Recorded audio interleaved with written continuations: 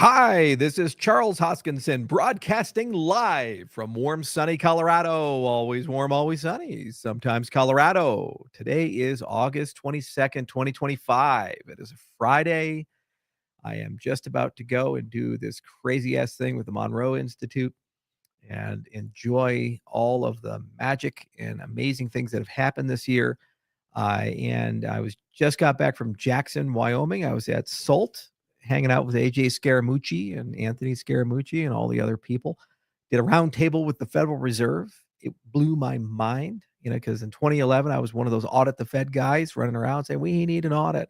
Now I'm sitting at a round table with Mickey and Governor Waller, and it was a great round table. Sergey Nazarov was there, Anatoly from Solana. We got Ilya from Near and Brad from XRP.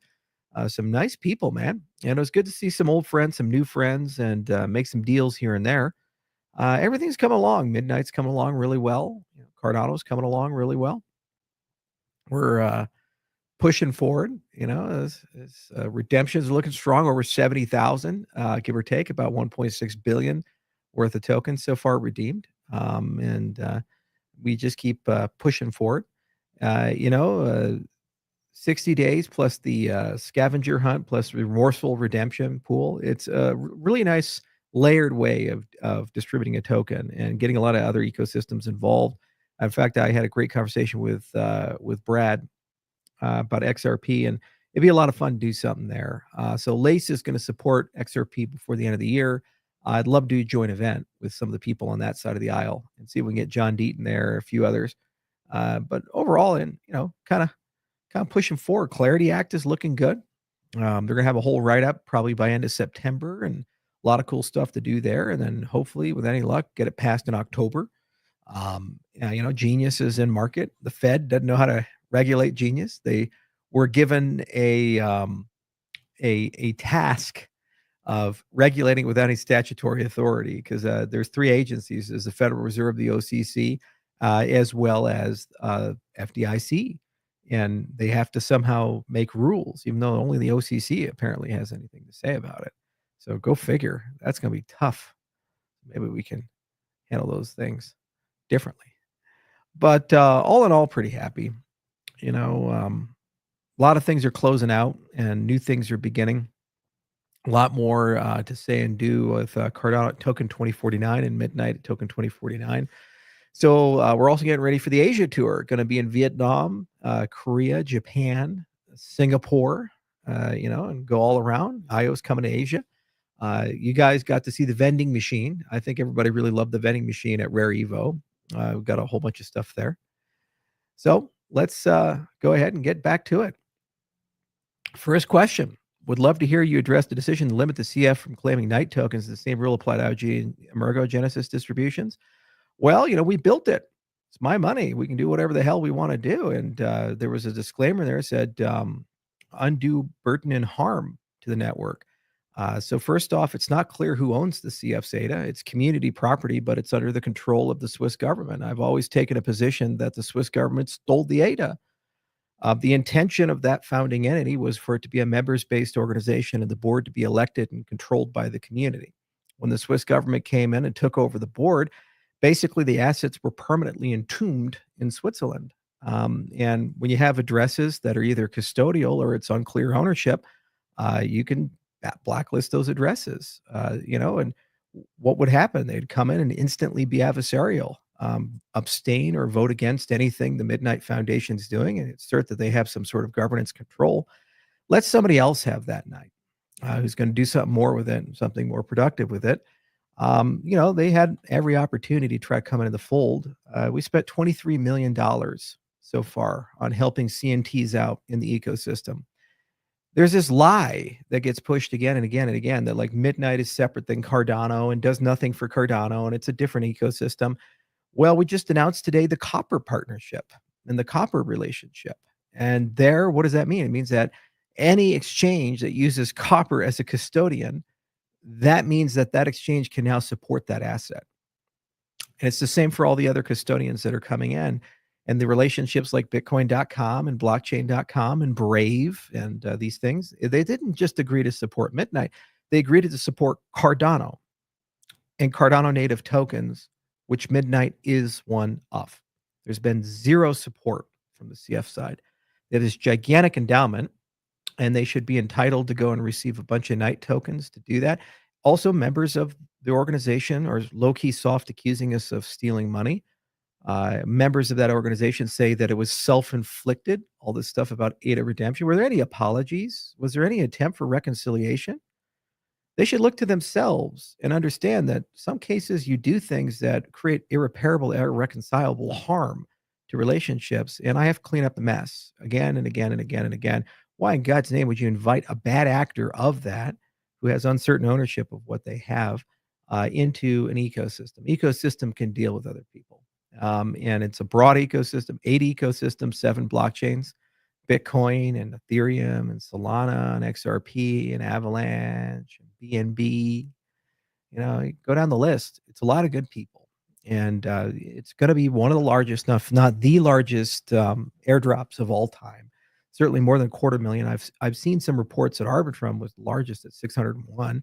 So we'll see with the scavenger hunt and in the finals on the Glacier drop. But we're on target for it when you look at that. And it's a broad and big ecosystem. And when I was at SALT, so many amazing people were there. You know who wasn't there? The CF. When we were at Rare Evo, so many amazing people were there. There was no CF booth or Cardano booth. There was Intersect. I don't think we have one at Token 2049. I'll have to check. They're just not deploying capital in meaningful ways. And, I sat down with Sergey Nazarov, and we had a lovely conversation for a long time about Chainlink support, not just for Cardano, but Midnight and Bitcoin. And how do we bring Chainlink into the UTXO world? And they're skeptical about the engineering costs. It's exceedingly difficult for them to port all that stuff there. And we said, well, this would be the first time ever Chainlink would go and venture into that world and do that. And we'd be a big partner. And he says, you know what? I think we can figure it out. It's tough. And the problem is every other ecosystem has this giant pool of money, hundreds of millions of dollars, and a foundation that says, we want to do this. You see that with the Midnight Foundation, 110 deals now. We got some that we're going to announce. Oof, they're good. They're juicy. Ooh, you're going to like those very soon, actually. And that's because they're hungry. Everywhere I go, Ian's there or Fami's there, and they say, we want to make deals. We want to build partnerships. We want to represent. We want to get things done. We want exchanges to like us. We want custodians to like us. We want wallets to like us. We are not an island. Midnight's got to work with everything. How do we get that technology? I sat down with Ilya from Near.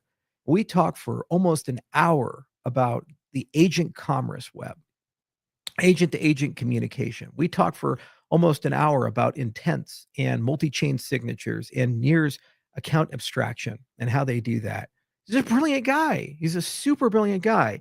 And I said, we got to find a way to make a deal together. We got to find a way to get these things. So he said, I'm going to get Intents working on Cardano, and we're going to get it working on Midnight. And, we're going to work with you guys on a whole bunch of stuff. I said, yeah, let's get this done.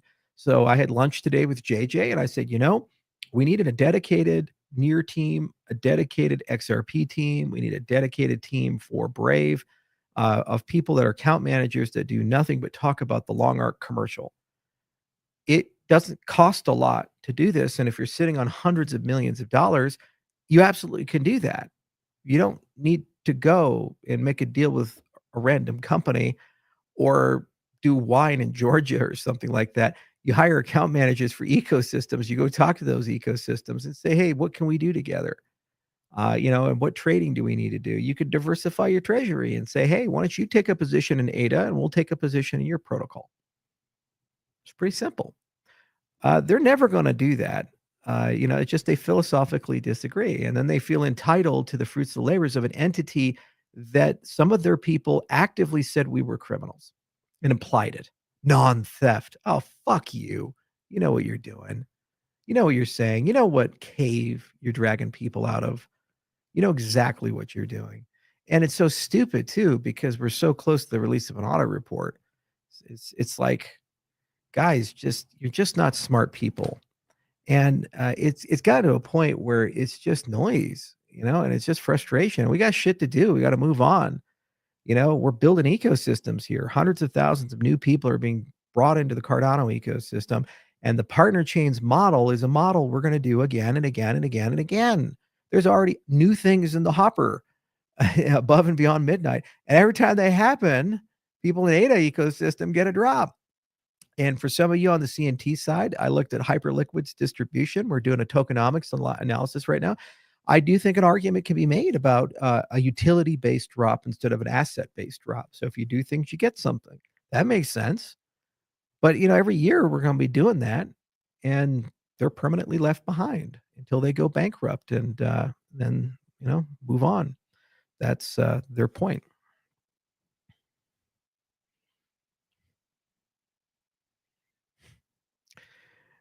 Yeah, I know, exactly right. At what point does the community tell the CF to fuck off, that they don't get free midnight off the free shit they already squandered? That's how I feel at this point. I'm out there alone, and it's expensive, guys. Some of these deals with the big guys, they've become 8-figure deals. We were never given a pile of money to go do those deals, so I just gotta find a way to pay for them, and it's always gonna be Unky Charlie coming out of me, and is what it is. And it's frustrating because all of our competitors have foundations that, in some cases, have endowments that are in the billions to tens of billions of dollars, and they're hungry and aggressive, and they're doing stuff and they're investing in stuff and they're really pushing things forward. And the problem is they're destroying the prices. So it's making it harder and harder to de-island things. And I think we've moved mountains with Midnight. The perception sea change of Cardano because of Midnight is extraordinary. That they just said we didn't have anything to do with Cardano. We didn't want anything. But now that we have Midnight, yeah, well, let's talk. Okay, we'll add Cardano support while we're at it. Why not? It's a twofer. And Bitcoin DeFi is the other one. It's like, oh yeah, because we have Bitcoin, let's do that. Let's do that. We're gonna have a good year. Views on Wyoming picking on their own stablecoin. They can't even name it the Wyoming stablecoin. It's now the Frontier stablecoin. Oh Lord, I forgive them, Lord, for they do not know what they do. This is why government doesn't get involved in private industry. The minute you get a bunch of government bureaucrats building a private industry thing, you couldn't get laid at a whorehouse.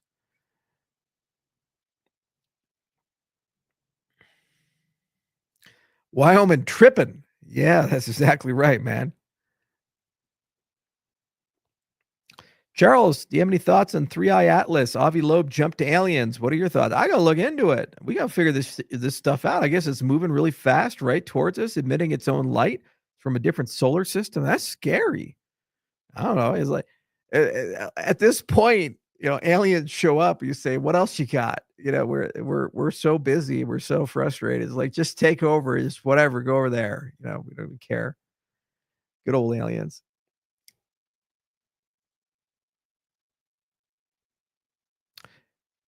This man has been staunch. Thank you, sir. We've been powering through, getting it done. Did Ledger ever update so they can sign midnight? Yeah, I think we have the fix in, or it's coming soon. Probably like today or tomorrow. I thought it was shipped on the 22nd. So I think there was a tweet about that. I talked to Bob and they were fully able to test the whole thing end to end. So I do believe the Ledger fix is in, but don't quote me on that. Might take a little longer, but I do believe it's in. Go ahead and give it a shot. When Gemini, that's another example, right? That's another example. It's just like at this point, Gemini, the Google product, will support us before Gemini, the exchange. And you ever think maybe, just maybe, there's a certain entity that's responsible for that kind of dropped the ball? I don't even think they know what a ball looks like. Hey, Charles, what are your thoughts on some new SPO incentive ideas being considered? Midnight. You get 2 revenue streams instead of 1 revenue stream. And if the model's successful, you get N. You run a node in our ecosystem, and you could have like 5 or 6 tokens you get at the same time for running that node infrastructure. You getting it yet? You're starting to understand? Like Midnight is the best thing in the history of Cardano to happen to Cardano. It's really going to move some things along. And God, I love having the Midnight Foundation. Every call, they're just going at it. They're like, let's go, let's get it done. How do we do it? They're hassling us about token 2049. They're like, hey, can we get a keynote here? Can we get this on the stage? when are you talking about midnight? When are you getting this done? Like, whoa, all right, all right. I like the hunger. I like the hunger. It's pretty good.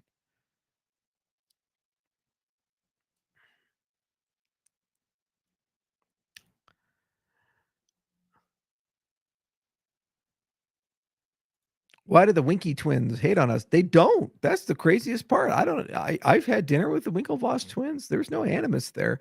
I think there's some disgruntled F Maxi that's somewhere in that org. But we waited out CoinDesk. I actually ran into Mike Casey at the after party on the first day there at Salt. I said, "Hey, Mike," he said, "There's no hard feelings, right?" I said, it's water over the dam. Sure, you guys shit on us for 3 years, and in the conference we sponsored and gave you $1,000,000, you only gave us a panel, a fireside, and the first question is, "Why are you working with a genocidal dictator?" And you didn't publish anything about anything we did except for negative articles, but sure, it's all water over the dam. I'm not bitter. Maybe a little. But then the bullish guys, they're just like, Michael and the other guys, Michael Yao, super cool dudes, and they've been great. It's been fun to work with CoinDesk on Midnight. They've been very responsive. They've really given us a lot of opportunity to express why we think our products are great. They still have strong journalistic integrity, but it's not an automatic no or no benefit of the doubt. It's a negotiation, compromise, a discussion. That's good management. And you really feel like they care about getting the story right. And you really feel they care about, well, if people believe in Cardano, there must be a constituency there. We want to know the reason. And you talk to them and they're very excited to actually let you share that reason. They don't take a side and say, oh, Midnight's better, Cardano's better, or, fuck Ethereum or something. No, they don't do that. They're very neutral in this. But on the other hand, they give us the space to at least broadcast our case as opposed to say our case is automatically wrong and we're evil people. So I'm very happy and that's just a management change, and that's the magic. You get rid of some bad actors and everything gets good. So I don't think it's a Winklevoss problem at Gemini. I think it's somebody lower that just doesn't like me. Maybe I slept with his girlfriend or something. Who the fuck knows? And that guy is just not gonna push it through. And that's okay.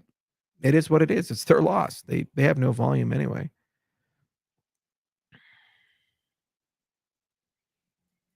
Charles, you are right. The Fed will cut interest rates in September. Can you really see the future?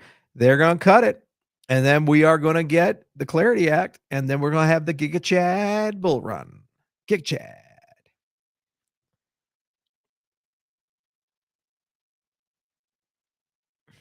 Guys, you already got a foundation. A proposal to stand up new electable foundation. It's called Intersect. Why do you think it exists? Look into your history. It took 2 years to build it. It's there. It's a members-based organization. People say, "What was your vision for the Cardano Fund?" It was Intersect. Now just add like $600 million worth of assets to Intersect and give them 4 extra years to figure their shit out, and that's basically what the CF could have been. And I think they've done great work. The Intersect team is phenomenal. They're really smart people. They've gotten rid of dead weight. They had to go through a hard time to get funded, but they got through that and they've got to the other side. And now they actually have what they need. And of course, you got people like Marcus going to Twitter saying, "Oh, it's so bad. It's so bad." Oh, I'm so sorry that the unelected bureaucrats you work for that stole the community's money. Yeah, because they kind of did when the Swiss government took over, liquidated the board, and put in their own people that can't be fired and pick their successors. In my view, that kind of feels like a change in the donation deed when the intention was to have it be an elected organization. But maybe in your view, it's not. But then you complain about the entire budget process when more than 75% of the people voted for it. You were in the room too. Yeah, these people. These people.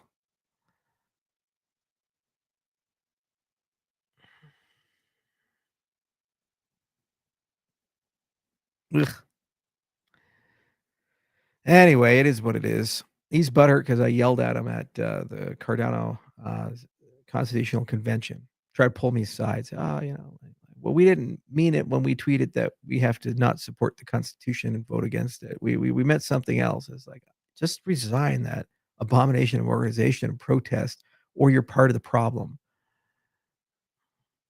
Ugh. Is IOG actively involved helping LenFi? No, we have no relationship with them. We've talked to them. They come to us from time to time, and we are not in any way collaborating. Doesn't mean we wouldn't collaborate in the future. It's just it's low on my list of priorities. I'm kind of launching this thing called Midnight, kind of doing stuff like traveling around the world for, Cardano and other stuff. And I wish I had a dedicated team to do all these things. JJ's building up his capabilities, but yeah, that kid's traveling, man. He's actually already on a plane flying down to Argentina again. He just set up the office there, and they've had 5 events in the last 3 months at that office. Jack Briggs is kicking ass and taking names. Yes, he is. And I'm really impressed with that kid. He's grown a hell of a lot in the last year. Did you enjoy Google's ZK Summit hot takes? Maybe. Maybe. Oh, yeah. That was a good summit. Had a lot of fun. Lots of good potential partners.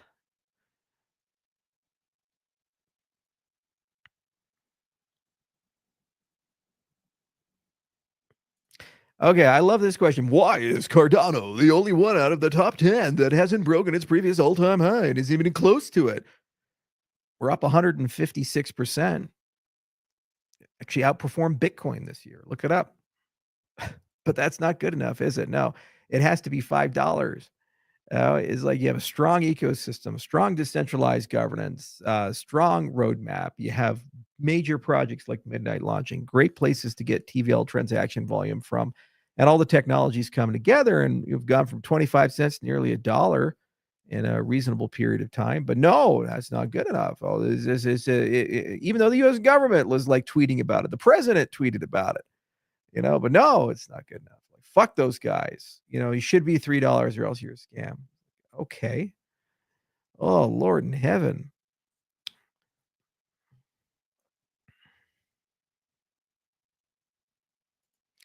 Midnight Ledger claim needs to be sorted. Well, try it. I think they pushed an update today. Let me know.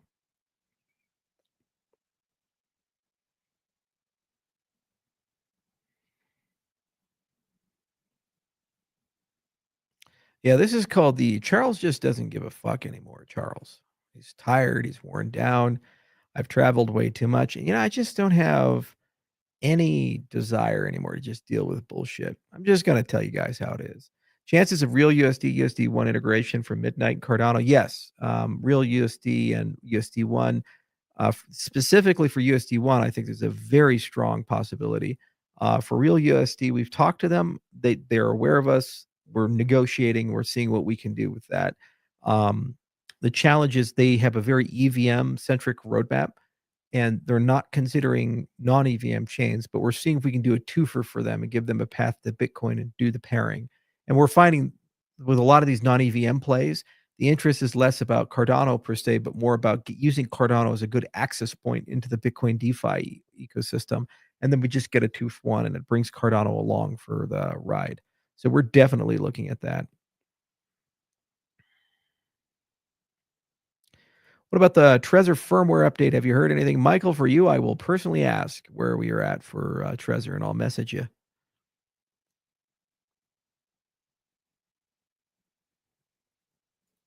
I've really missed the AMAs. Don't stay away for so long, please. Well, thank you. I do appreciate it.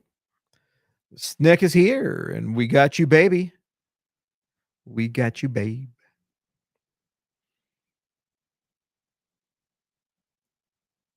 Thoughts on geometric unity?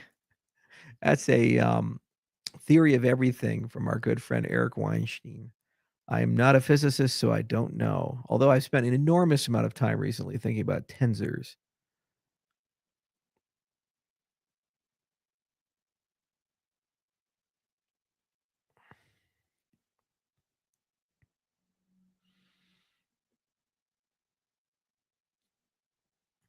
Hey, Charles, Io and Sunday have been doing lots of exciting things together lately. Laos Acropolis Midnight Capacity Exchange. Is there one you're most excited about? Well, hello, completely non biased poster. Tell me more about how whisper quiet it is. Laos is definitely the one everybody's the most excited about because it's going to take Cardano into the next generation. It's also a do-over. I was just talking with Sebastian today and the other guys, and they're going to hit you guys up along with Phil and Santiago about adding PubSub. And we looked at it as a Cardano mini protocol, and there's a lot to do there. And libp2p has this thing called Gossip Sub 1.1, which is pretty interesting. But many protocols were never really meant to do this type of pub sub that we need, but we need something like it for a variety of reasons, especially for DA. And we're going to have to build a DA system, as you know, for the proofs of equivocation in Laos. So yeah, there's a there, and it's cool. We can fix a lot of broken windows along the way, make it better. You guys are rock stars. I love Pi, and I love his team.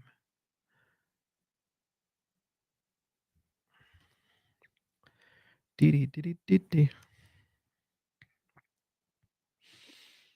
Hello from Fairhope, Alabama. Big fan. Well, actually, I might be in Mobile, Alabama, not too long from now. There's a company down there that wants me to buy it. And I said, all right, sir, we absolutely can. So we'll go on down and see if we got that.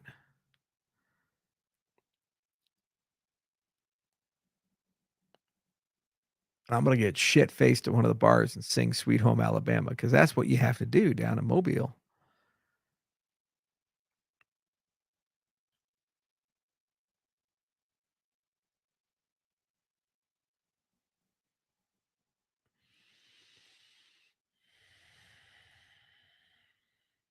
This is a mischaracterization of what I said. Hello, I listened to your interview and you brought up Gödel's theory where anything can't be proven or disproven forever. So in theory, all limits can be broken or swept aside. You can build formal systems that are complete and decidable. That's what Hilbert did with geometry. Mathematics under Zermelo, Franker, Cantor set theory is not complete or decidable. So depending on the complexity you encumber from the axioms of your formal system, you may have an independent, consistent, decidable, and complete the system, or you may not. It's completely up to the axioms that you choose. You have trivial axioms, trivial system. You have complex axioms, high issue with consistency and independence, because it actually turns out that they're too interconnected with each other, and almost certainly not completeness, because you'll have well-formed formulas that require induction.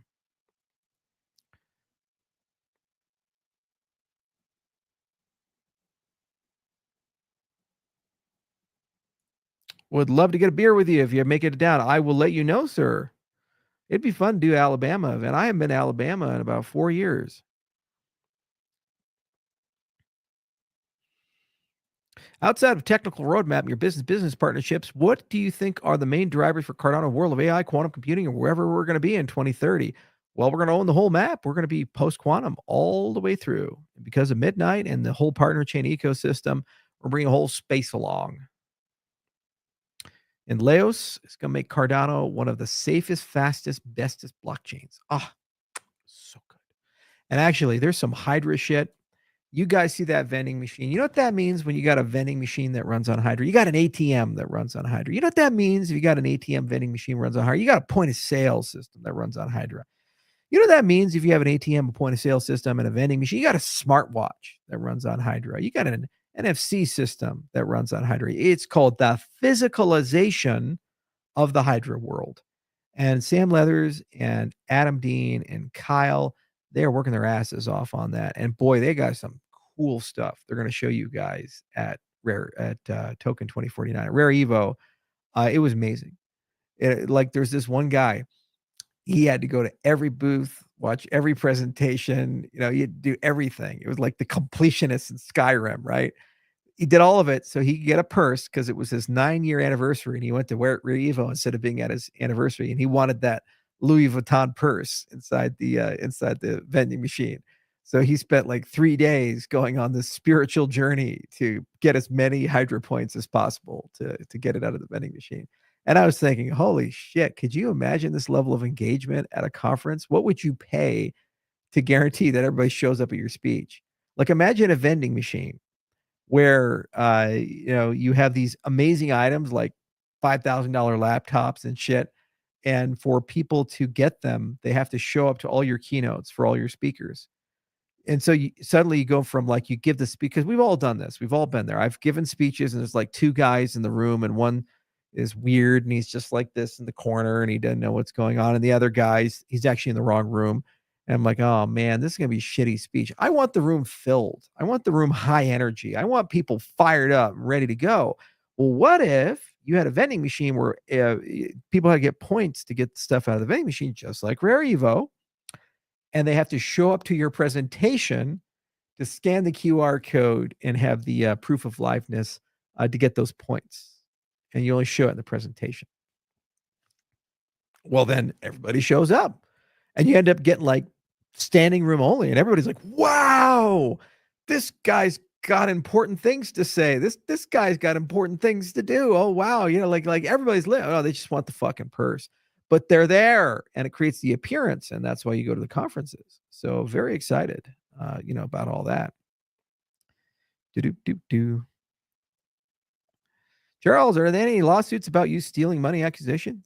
Nope. No one's suing me because nothing happened. As for us suing, yeah, I got a meeting with the defamation lawyers here in a little bit. They're going back and forth on a few things. And it's one of the things where we'd win, but we wouldn't make any money out of it when we'd spend a hell of a lot of money on it, $500,000 or more, because it has to be done in Europe and America at the same time. In this case, Portugal, I think. And it's just one of those things where you just think about the risk reward. Principles are expensive. That's why only rich people seem to have them, because they're the only ones who can afford them. Does Hydra improve both latency and throughput? Yes. You get instant finality and infinite throughput. It's like big dick energy, right? You got like, I don't know, horse penis. It's pretty big. You got elephant penis. Oh my shit. Oh, fuck. Freddy got fingered. Then you got whale penis. And when you talk about throughput and finality, Hydra is whale penis. Hydra, ride the whale penis.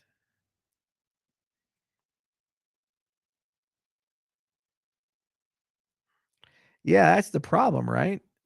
So you win, but you don't get any money, you get the moral victory.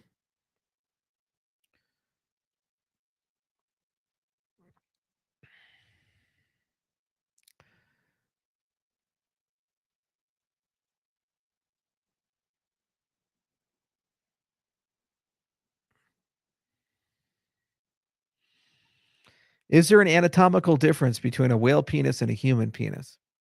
Yes. Yes, there is.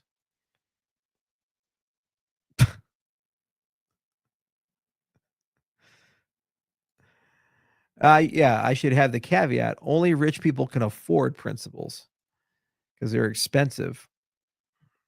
They're very, very expensive.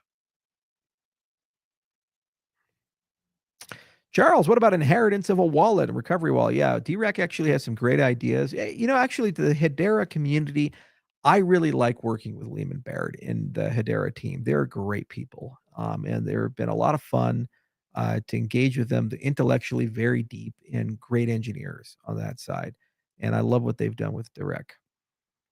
But yes, you can use what's called a dead man's key, a dead man's switch. And basically, if they don't do something for a period of time, then it automatically sweeps the wallet into a custodial account. And that's something we will integrate into Lace in a premium version.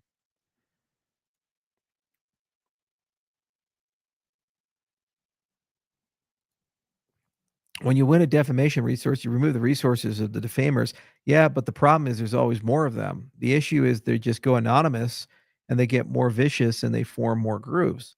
And at some point, because the problem is that they move the goalposts. And so it goes from, well, you stole 300 million to, well, we didn't kind of like the forfeit. And we didn't like how you did the forfeit and refund to like, well, you shouldn't have staked with it, or you shouldn't have done this. It's like, well, you just literally accused me of stealing hundreds of millions of dollars, and now you're moving it to something you don't like, and you would have done differently. The goalposts keep moving here, man, and that's the issue. So they just always do that stuff. the audit report's beneficial because it's the end of an era. It's not there expressly just to take comments from internet trolls and make them happy or kill them. It's there to close out a 10-year history lesson from 2015 to 2025 and answer a lot of questions like the original contracts with IO and how we got involved and how much funds were raised, the audit reports from the Cardano Foundation, and then subsequent findings, how the sale was done, the software behind the sale, the data vouching, all these types of things. There's one long thread and timeline there.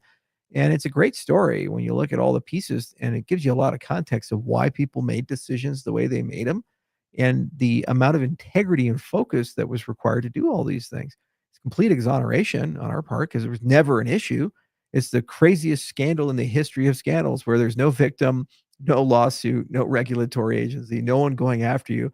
A completely unrelated person living in a different country with no material connection to it apparently is the domain expert, and the media should take, for granted. It's extraordinary. So there was never an issue in actual facts and circumstances. Those were always clear. The issue is in the absence of communication and in the absence of discussion, people speculate. So the key is sunlight, and you push it all out there and you show people what happened and you let them reach their own conclusions. And I think those conclusions will be very positive and favorable to input output, and to a certain extent, even Emergo. Not so much for the CF, very damning. The recusal again and again of their responsibilities, and how they just wanted to pretend like Cardano was an immaculate conception and just appeared out of nowhere, no founder, no Genesis Ada, no nothing, and then they're completely independent, recusing themselves of any part of the legacy of that story, is damning for a foundation because they were the most credible party to do a lot of these things, and in their absence, it created a lot of problems. Um, and obviously a lot of anger against Attain as well. If they'd stuck around, it made things a lot easier. Mhm. Mhm. But, as Harvey would say, "And now you know the rest of the story."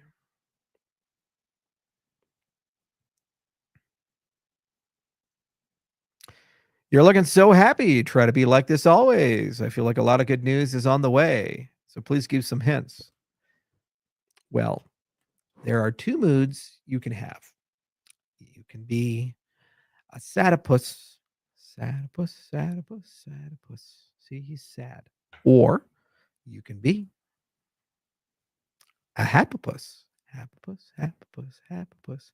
And you know what? Today we are going to be a happipus. And although sometimes bad things happen, we still can be happy. We can still have a good day. Mhm, mhm, mhm.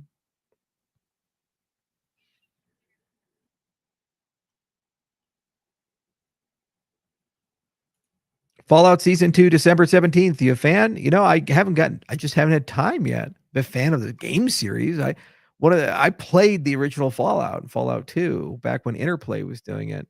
And I played Fallout 3 and Fallout New Vegas. I did not play Fallout 4. I kind of dropped off after New Vegas. Kind of sad.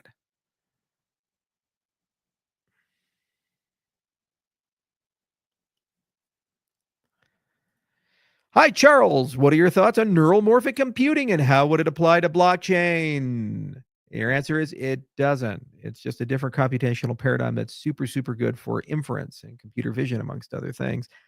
Perhaps, maybe, kind of, sort of training neural networks. But it's one of those things you need to do to make cost of running ChatGPT much, much lower. You could envisage a proof of useful work that has neuromorphic computing and maybe a marketplace for something like that, in which case, people could, mine, make some money. And that is Happapus. It's a Happapus. See? It's up on the Genius Yield's valuation dropped 99% since the public sale of the token. I haven't been following this. I think there's some tangential connection because Lars was a CTO or something there, But I make a note. I'm going to ask JJ to look into the whole genius yield thing. It's one of those things that I just saw happen, and I don't know the story behind it. And that's always breaks my heart when bad things occur.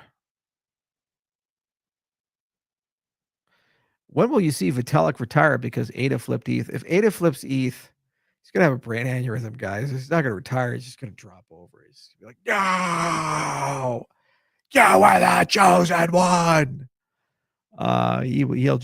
He'll just lose his shit. He'll have to like invest all of his money into anti-aging technology to live 1,000 years to find his shit in the year 3025 because he'll so lost it. It would be like traveling in some sort of like world with genetically engineered super possums fighting against the dolphin people. And, and he'll be on his land octopus mount in like a cyber Vitalik. And he'll go down to the ground and like dig through the earth with his robotic hands. And he'll find this pile of shit. And he's like, "This is the shit. This is the shit that I lost."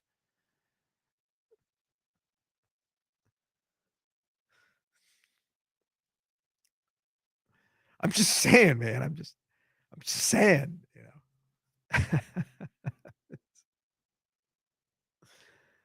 uh,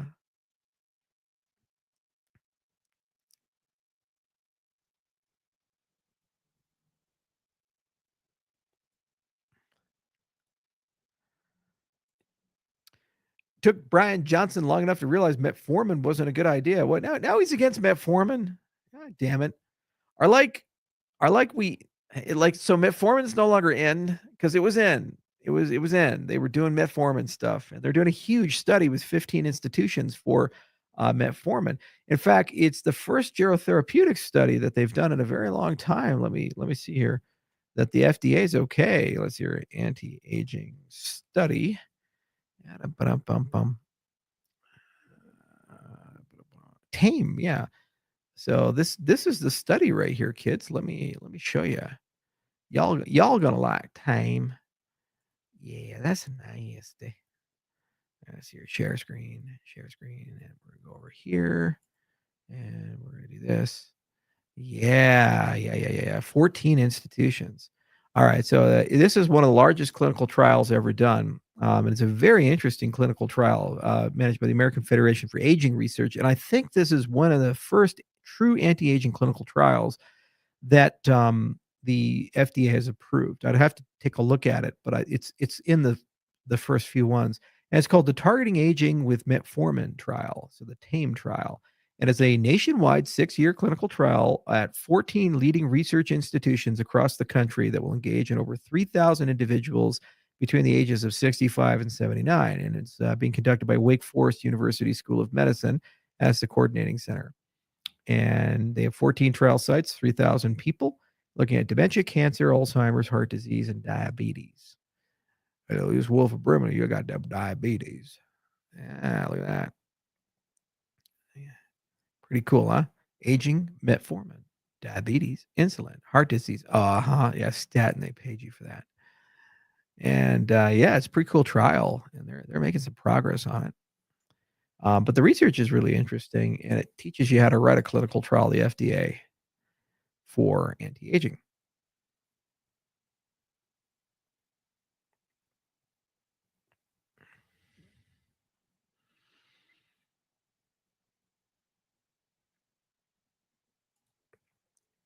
Hi, Charles. What about North Korean research about anti-aging with clam cells? Have you heard about it? How credible is it? We'll just have to put it up there with their claims that deer leader was born in the mountains and pandas came from the heavens, and he doesn't poop, because he's worked so hard that his body eats its own poo and all these other things. I don't I don't believe anything, absolutely anything that comes out of North Korea. I only have a little bit more faith in North Korea than the Democrat National Party, but outside of that, Jed McCaleb has disappeared out of the public eye like a Sith Lord. No, I just talked to him the other day. He's a good guy. He's running a space station company called Vast. It's a super cool company, actually.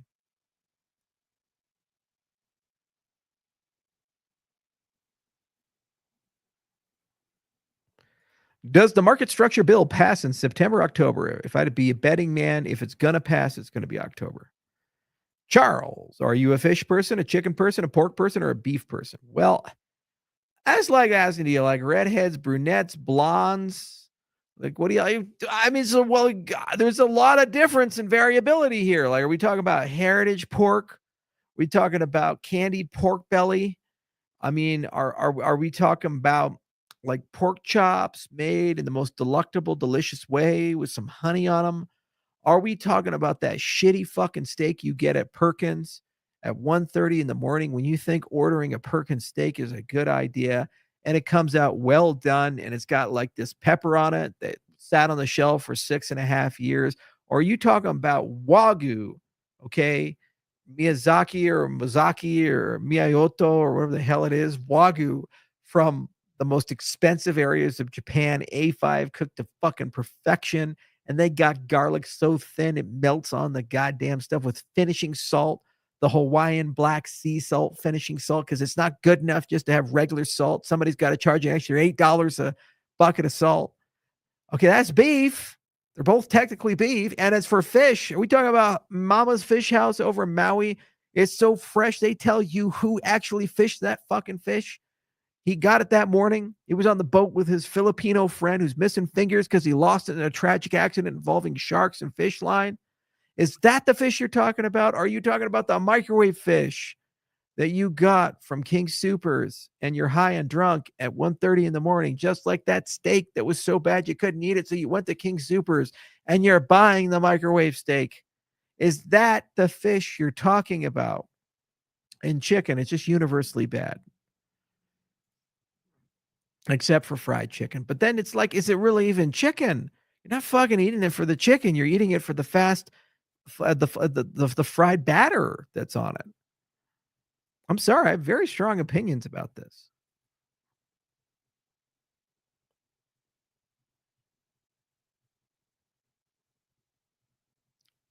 Okay, chicken wings, but again, are you eating the chicken wing for the chicken wing, or are you eating the chicken wing because it's fried and it's got some sauces on it?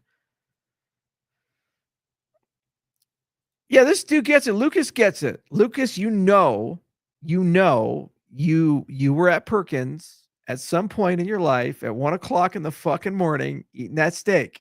Don't lie to me, man. You ate that steak. I ate that steak. We've all had that steak. That's the Barney Garding job of culinary surprises.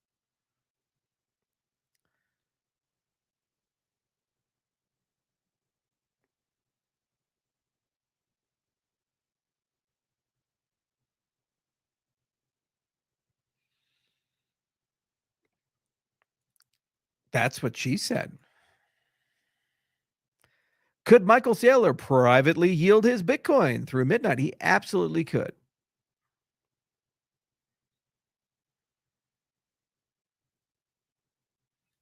Man, I'm getting hungry. Yeah, well, yeah. Fucking thinking about that Wagyu, aren't you? Goddamn degen. I know a Filipino who lost fingers from a shark. We all know that Filipino guy who lost the fingers from the shark, and he lives in Cebu.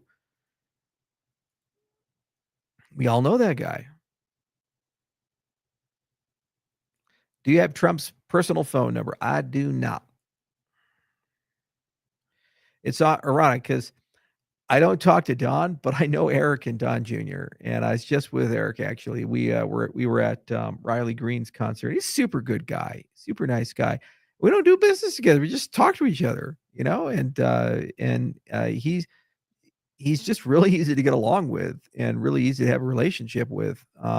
You see him, and it's just like, hey, how you doing? We talked about quantum computers for a little bit on these types of things. People get so built up on the political side of stuff, and the reality is that these are people, and they have hopes and dreams and passions and desires and all this other stuff. And I'm one of those guys that I don't want anything and I don't need anything. I'm not a transactional person. I don't go into a meeting and say, oh, I gotta close this thing. I just tell them up front. If I need to, I say, hey, this is what we need from you. So like I sit with Ilya from here, and we're like, I need this. He's like, well, I need this. I was like, okay, all right, we're good. That's what we say. So many people in business, they have this wayfinding where they're like doing all this jujitsu to try to like not say what they want and kind of show you a little bit, like leave subtle hints. Like if you have a girlfriend and she thinks you're getting fat, she's not going to say you're getting fat. What's she going to do? She's going to be like, "Hey, why don't you go to the gym today? Let's go to the gym today." Or, "Hey, let's start eating healthy." And all these like subtle hints. And if you don't get them because you're a cretin, then she'll be like, "Yeah, well, let's go clothes shopping," because then you won't fit into the clothing, right? And in her mind, you'll have that moment where you're trying to put that shirt on at the mirror and you're like, "Oh my God, I can't fit into the large anymore, man. I got the extra large." And then, her mind, that would mean you'd be like, "I got to go on a diet. How did this happen?" And she'd be like, "I know. I still love you, but I know, I know." But we're dudes. We don't understand that shit. We're just like, "Oh, cool. All right. X large. Well, I'll probably get more clothes anyway. There's a lot more X large. Damn it. Don't want to call him fat." And eventually she'll just get like one of her friends to do it or something like that. So, yeah. What were we talking about? That'll come to me in a bit.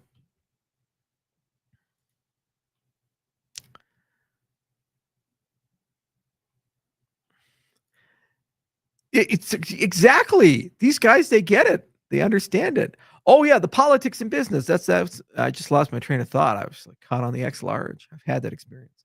I hate fucking politics in business. Bro, you're my age and I look 15 years older. You need to and look 15 years old. You need to eat more healthily. Well, yeah, I have the most stressful job in the world.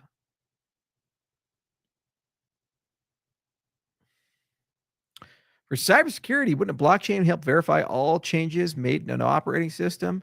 So you can verify all hashes that are legit changes from the internet, such as a software download or edits an operating system.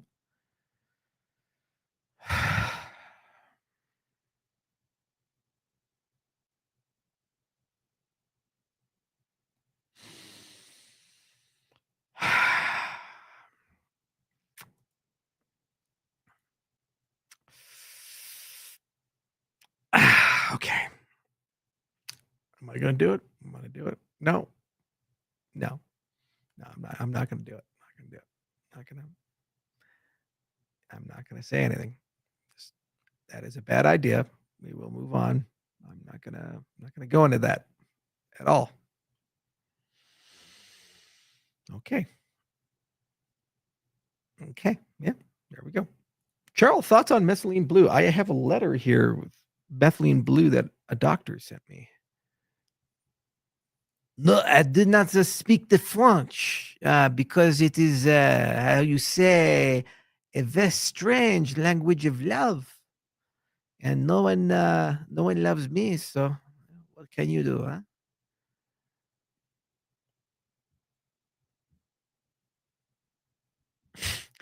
Imagine a girlfriend say, "You fat man, lose weight." It's called an Asian girlfriend.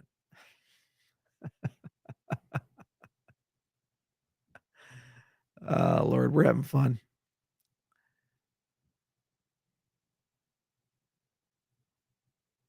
Trying to further my knowledge in AI and I'm learning Python language. Any tips or suggestions? Well, I am glad you asked, Jason, because I have a advertisement for you. Totally unpaid. Let me go ahead and go to this website and I shall show you. All right. If you want to learn everything about AI with Python, let me show you the course to get. It's a pretty cool class. All right. We're going to share screen. Wow. Here we go.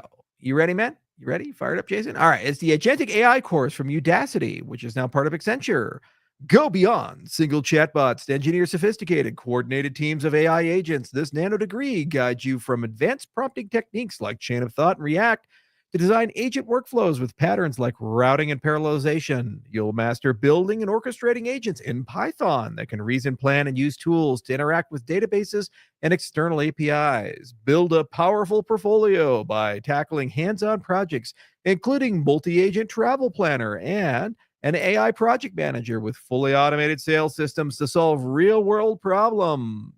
And you have all these wonderful modules. Module 1, prompting for effective LLM reasoning, agentic workflows, building agents, and multi-agent systems. And it can all be yours for a few $100s. How about that?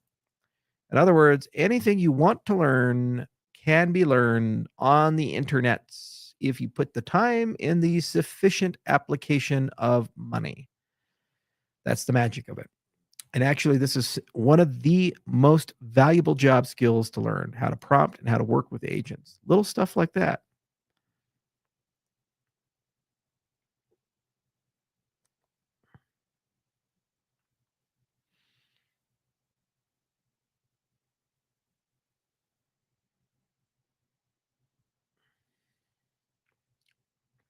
Do you know when Lace Mobile debuts? It shall debut this year.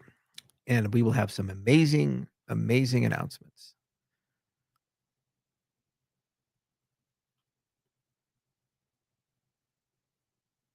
You ever been to one of Brian Johnson's dinners? I don't know, man. I just, I don't know, you know? You know what I mean? Eh,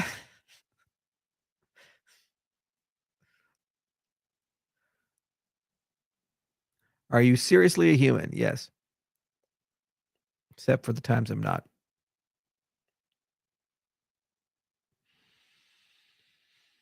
Is Tom Lee the guy who was in the porno with Pam Anderson? Anyway, Funstrat purchase a rug or a genuine attempt at longevity. I don't know. I'll just I'll just have to look. I'm pretty good salesman. Good salesman. This is what I do. I do sales. It's my thing. We're blown off steam with sales.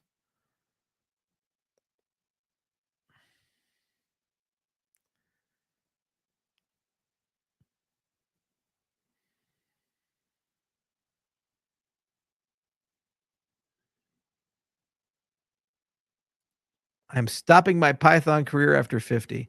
Yeah, people stop playing with your Python after 50. Happens to us all. Would you like to reproduce my Aventador drift video with your Aventador? You have an Aventador GT, Eleanor? Well, I also have a Revuelto and an Urus. Just saying. It's not like we're competing or anything, but I'm better.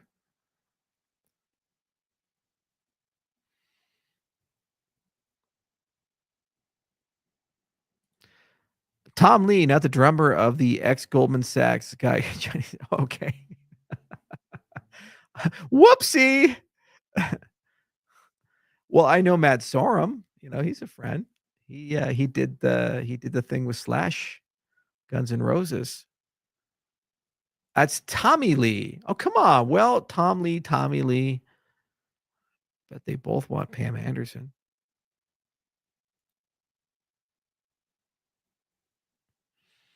Mhm. Mhm. Mhm. Mhm.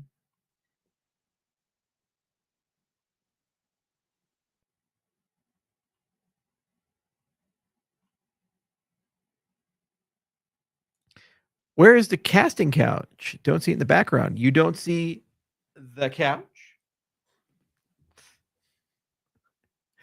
I didn't know that was the casting couch, and a former secretary no longer works here, bought all the furniture for this office and got that couch.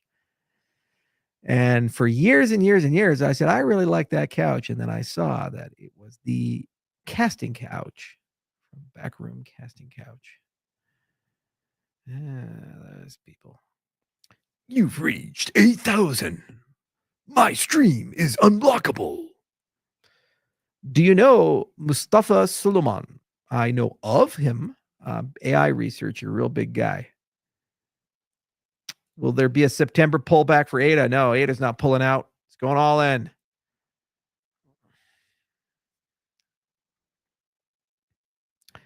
Thoughts on Bob Lazar's legitimacy? I don't know. He's one of those guys that's absolutely convinced that what he's saying is real. I just either he's insane or what he's saying is real, but there's no like he's actively lying. He actually believes what he's saying.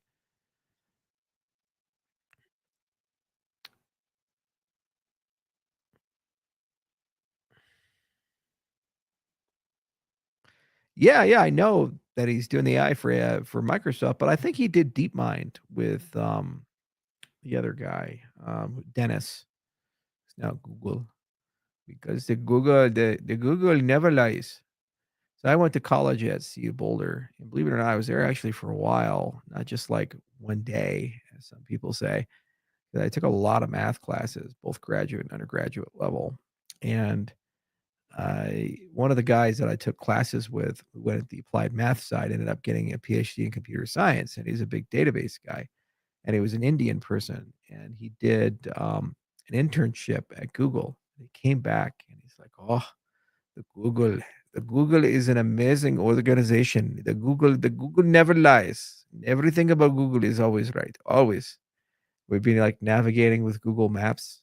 Like, are you sure it's here? You know, it's like, no, no, no. The Google never lies. The Google shall never lie.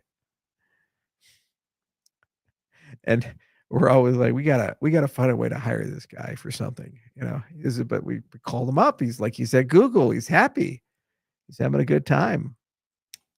He's got stock options.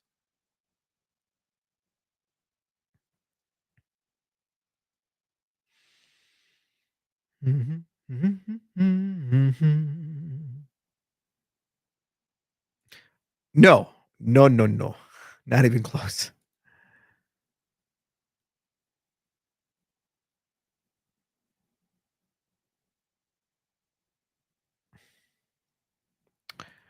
You see, the Google wanted you to be in that river. You have to go there to get the meta consciousness of the universe to understand better why you stopped sleeping with your wife.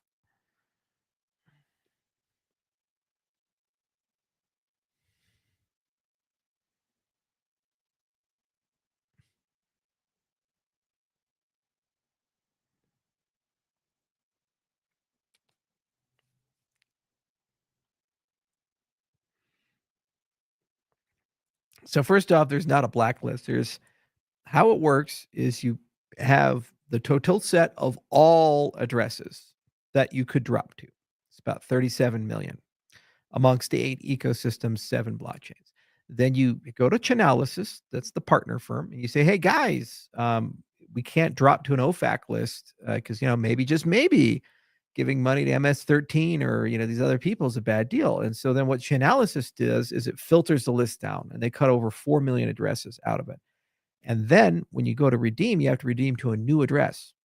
So there's no link between your wallet and the new address. It's new. So it's not on an OFAC list. But that's how the setup works. And it's a very nice setup that I think is a good way of doing things. But then there's a second filter, which is addresses that would create undue burden and harm to the ecosystem as a whole, which is what things like the CF address would be. Charles's coffee mug is superior. Well, it is, sir. I mean, look at that bison right there. You see? See, it's got the little birds. You get your bison. Look at that right there. We're just all going to have some appreciation for the bison. A little bit of ASMR. Rub that beard right there on the microphone. You see inside, you just got that face right there to wish you a happy little day.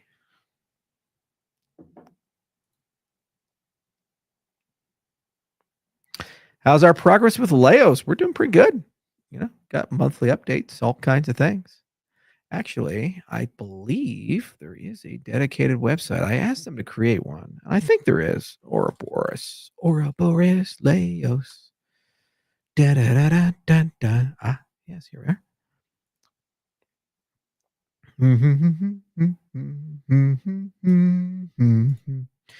Share screen. So every month they give an update on Laos, and I believe this is one of the websites for it. And I have to check, make sure this is the most current. But it talks about it. And oh yeah, next update August 27th, 2025. So in 5 days, and you can check the past reviews on Laos. Covers research, formal specification conformance testing, the Delta QSD, the Rust and Haskell simulations, and general analysis. And here are all the different updates that Laos has. So when you ever ask about Laos, you can see January and February and March and April and May and June and July and December, November, October. and you can learn all about the protocol, like what is Ouroboros Laos. In fact, let me show you something really cool. Bum. Let me just verify this is machine readable. There's always a danger of doing a live demo, but we'll find out. Can you read this website?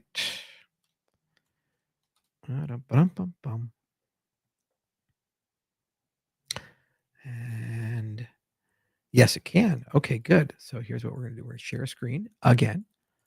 Wow. All right. So here is our good friend Claude.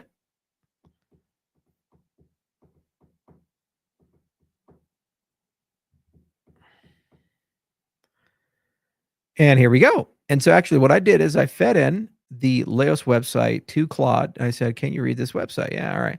So tell me how Laos works. It's going to think about it. All right. I'll search for more detailed information technically. So it's going to go ahead and take a look at the protocol mechanism. The website I just only give you a high-level overview of the marketing style description to provide technical details. Well, let's take a look right here. There should be documentation, formal specification. Yeah. Well, here's you're just lying to me, Claude. Fucking lying to me, dude. All right, I said we're gonna get angry at Claude because it's getting mouthy with you. Why you lying? Why you lying, dog? I got beef with you, man. Freaking Claude lying to me. It's like high level specifications right here. I apologize if my explanation wasn't accurate. Let me if my explanation wasn't accurate, yeah. Yeah, okay, so go through my specification. I think you've linked a formal specification ad. You're right to call me out if my explanation wasn't precise. So fuck yeah, right?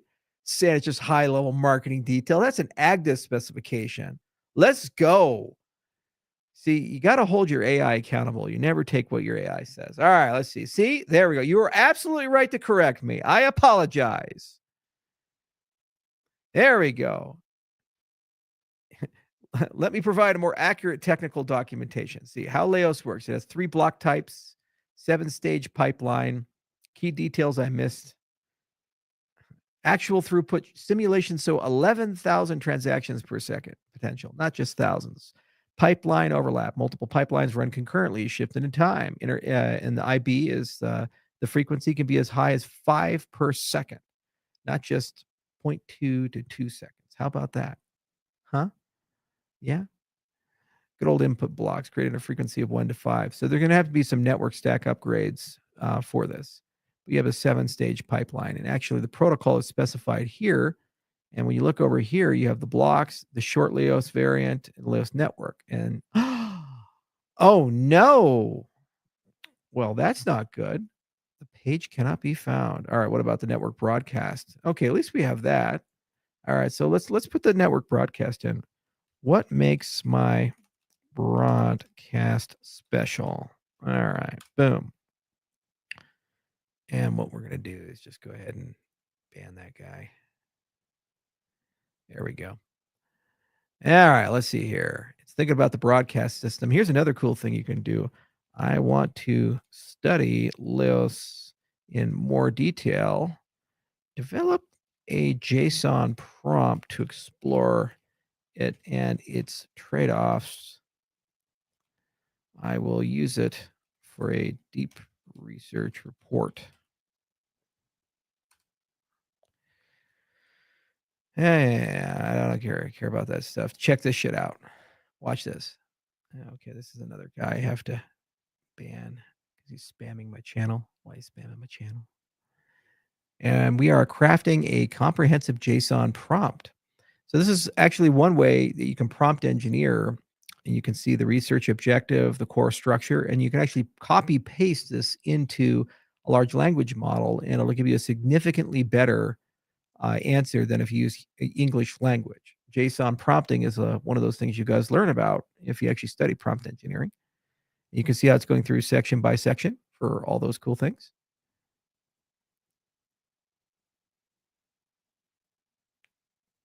Do do do do do do do do.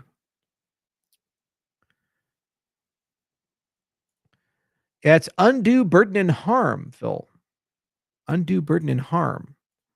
And the undue burden would be an organization that would derail the governance of the network. They're not a credible community member. Also, it's maybe not their ADA. Should look into that. And if the original intent of the donation deed was in members-based organization and it was co-opted by a government, doesn't feel very, very real, does it? I don't know. You tell me. What the hell do I know? I only created everything. Okay. Yeah, check this out, guys. We're going to do a deep research prompt while we're doing all of this. Here we go. All right, let me show you this shit's gonna blow your mind. I love shit like this. Wow. Okay. All right. So first you have this giant ass fucking JSON prompt. Okay. Look at that. That is your prompt to get shit done. Yeah. And then what we're gonna do is we're gonna copy that, and then we're gonna go over here, and we are going to load this into Google Deep Research, because remember, the Google never lies. All right. And then we're going to click submit. And then it's just going to be like, whoa, holy shit, that's a big ass prompt. I don't process prompts that big. That is nuts. What the hell? And you just look at and read that JSON in the prompt. It's just like dick hardeningly amazing. I mean, it's not whale dick, but it's certainly horse dick.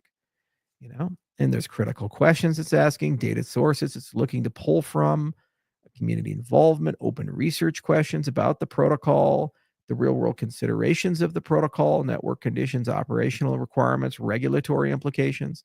And then when we go back here, it's still trying to figure out how to process that big prompt dick energy. Go back to stake pool economics, fee market dynamics, deployment risk, testing requirements, implementation challenges, including engineering complexity, like what type of changes do we need to make in the peer-to-peer network layer, unique innovations. What genuinely new concepts does Laos introduce? Patent potential, intellectual property. Let's go back here. Still trying to process that prompt. There we go. And check this shit out. Google got it. Boom, start research.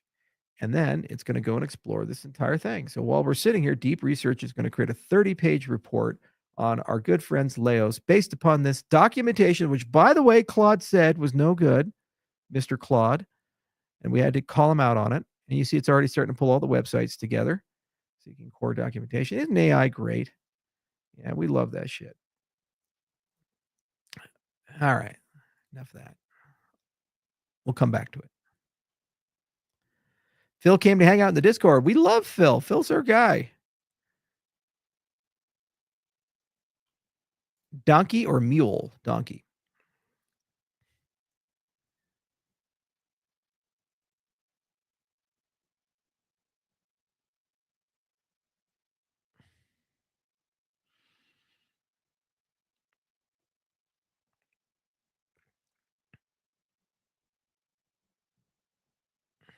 Have you learned how to fly your Black Hawk yet? No, I'm not flown my Black Hawk yet.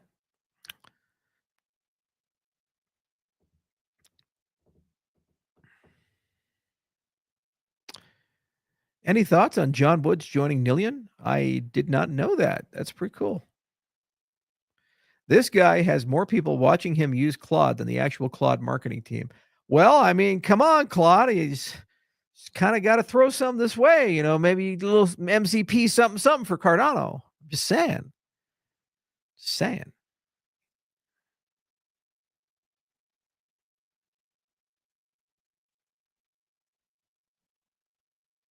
Is that a rainbow octopus? Yes, sir. It is a hapapus.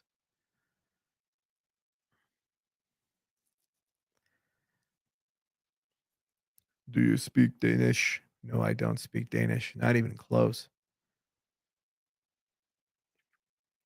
Show us the pocket pens. Right there.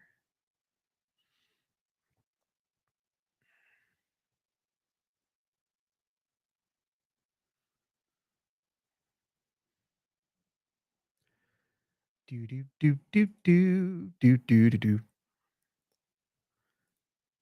Charles, are you still doing the Bitcoin class remake? Yes. We just have to actually get a little further along on Bitcoin DeFi, but I absolutely will, because The cool thing about Bitcoin DeFi is we're gonna be able to write code too. Why does Vitalik prefer ZK rollups over optimistic rollups? Well, they have better security properties. Optimistic rollups were kind of like last generation's technology, and ZK rollups have gone a long, long way, especially since ZK recursion is a thing. And if you implement it right, it runs on GPUs really fast.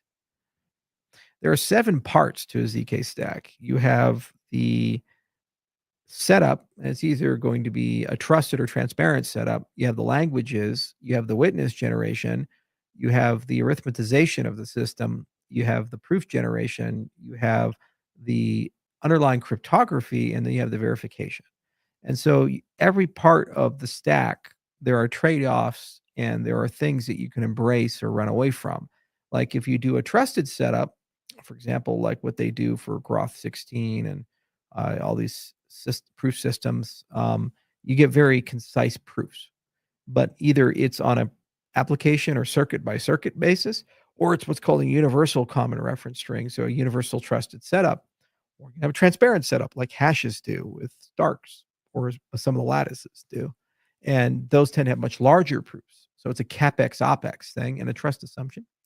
Then when you take a look at the languages, you can either have circuit specific languages like CIRCOM or Noir, or you can have general purpose programming language like what we do with Compact, for example. Witnesses are what you run off chain. It's like all the private computation. And then that's the thing you're trying to keep secret inside the system, amongst other things. And then you generate a ZK proof based on a predicate from that.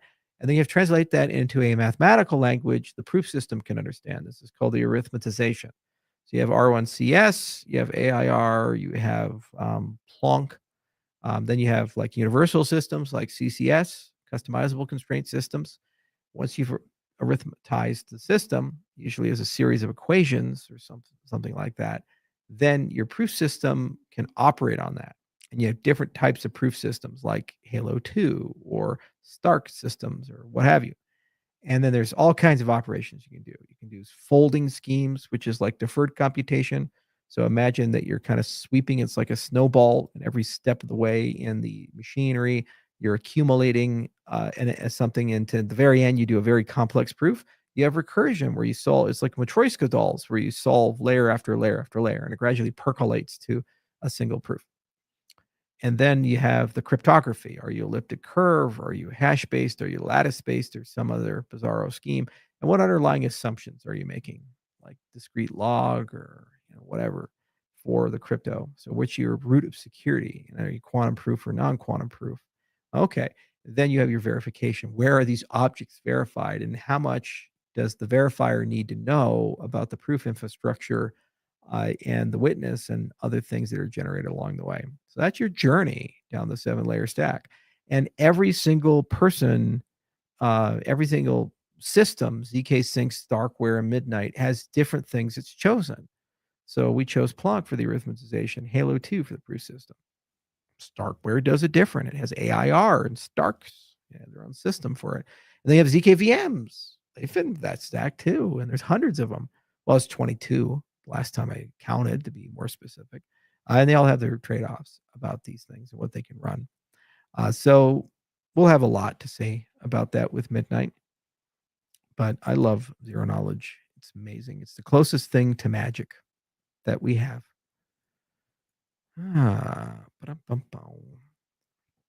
Still making progress on my Laos write-up.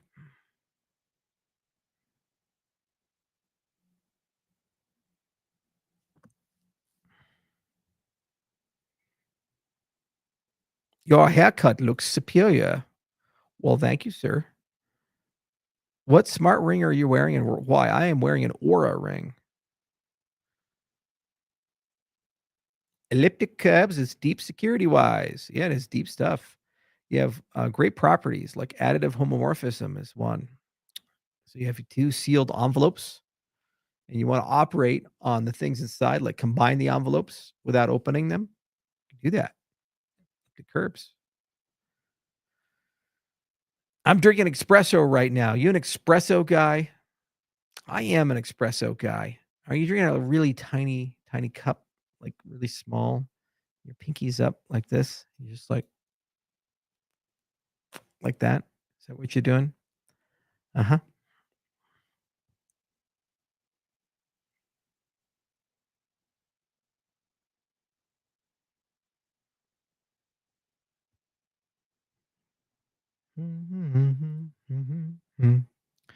Little tiny cup. He's a tiny cup guy. That's okay. Everybody can be a tiny cup guy. Ba-da-ba-da-bum-bum. Ba-da-ba-dum-bum-bum. God, it's still writing this fucking paper. What is going on? Despite the absence of the primary research paper, I've canceled. Oh, because it can't read the PDF? Oh, come on. Come on.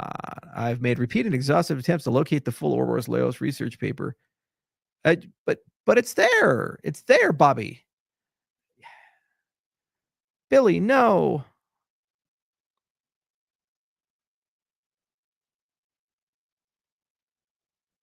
Like the old days of you buying different coins and doing it. We're gonna bring those back. We're gonna bring it all back. We're gonna bring the fun back, you know?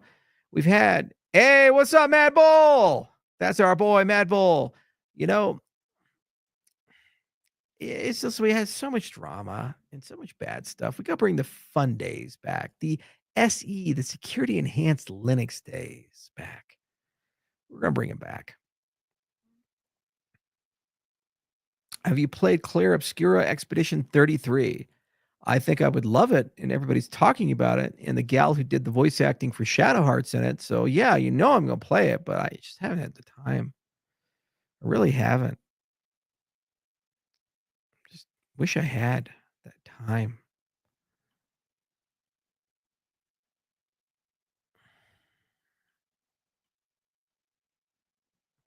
You have your own coffee machine, Charles? Yes, I do.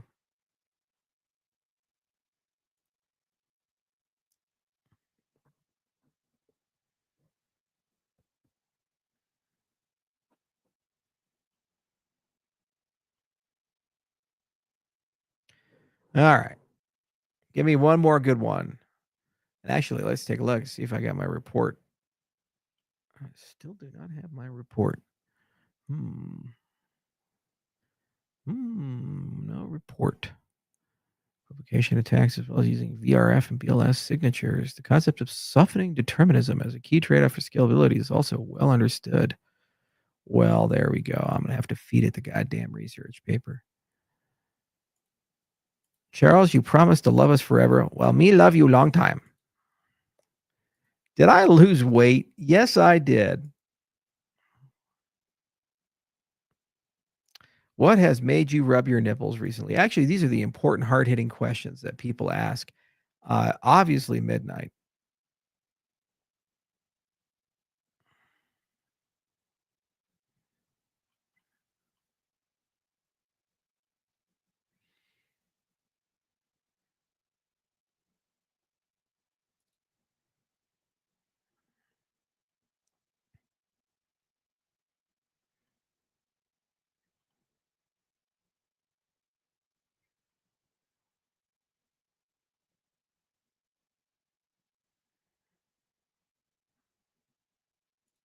What are your thoughts about an active contract model on Cardano? I personally have PTSD from ETH, but if done properly, it would help some stuff. Yeah, actually, it's a really good idea to have some sort of event emitting system or, some form of event reactive programming. So you want a situation where for the things you care about, you have intents and you have events. And you tell the system what you want, and it remembers that. And then events as they occur, they get transmitted to you. So, if you want to do this right, you need a data availability layer and you need a pub sub layer inside the system. And you need some sort of interface to create agency for the things that live on chain. And the question is it better to do this on a layer two or a partner chain or directly on the layer one?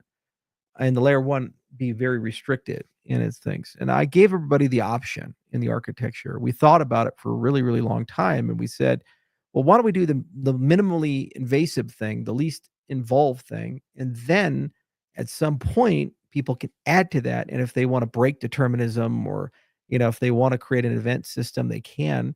And that's really what Sebastian's trying to think around with things like Starstream.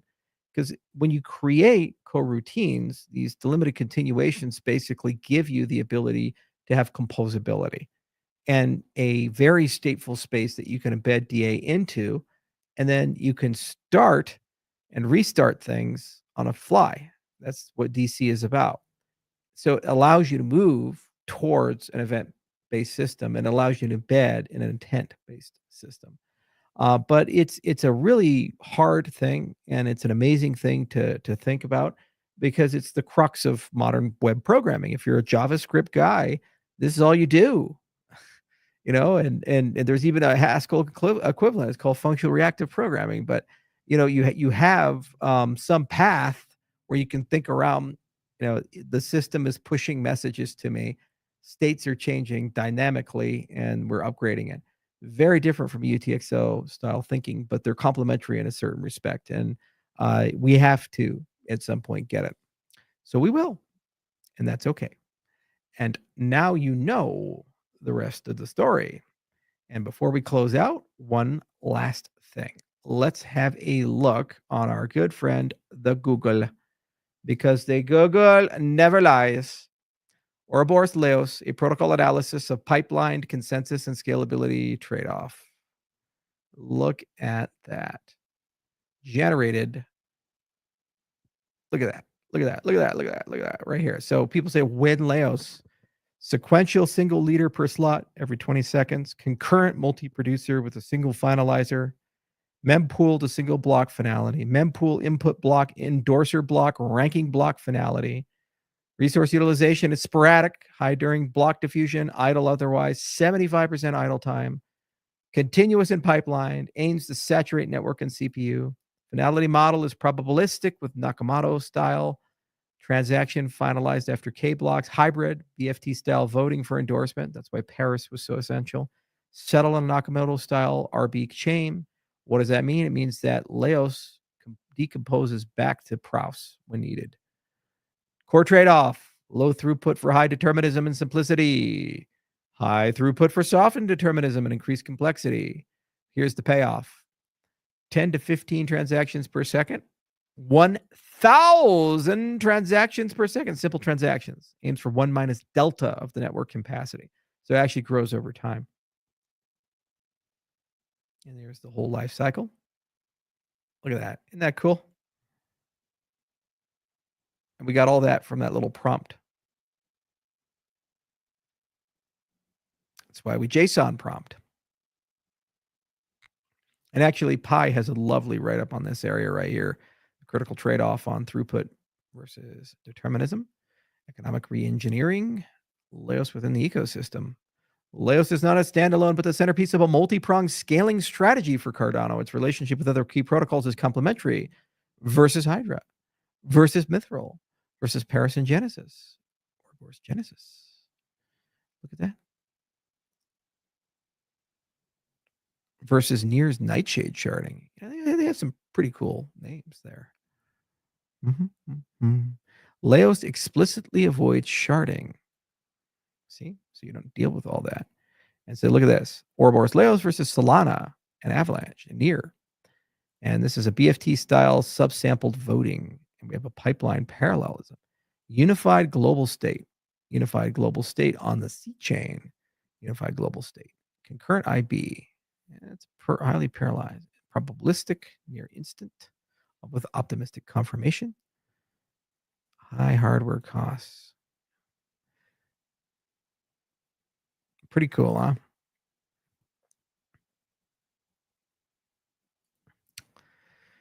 That's why I love AI. We can just be fucking around and suddenly we have a nice 20-page research report. How about that? Anyway, I'm going to go get something to eat. This has been a lot of fun. Thank you guys so much for listening. Really enjoyed you. Great audience. It's good to do an AMA. I don't do these often enough.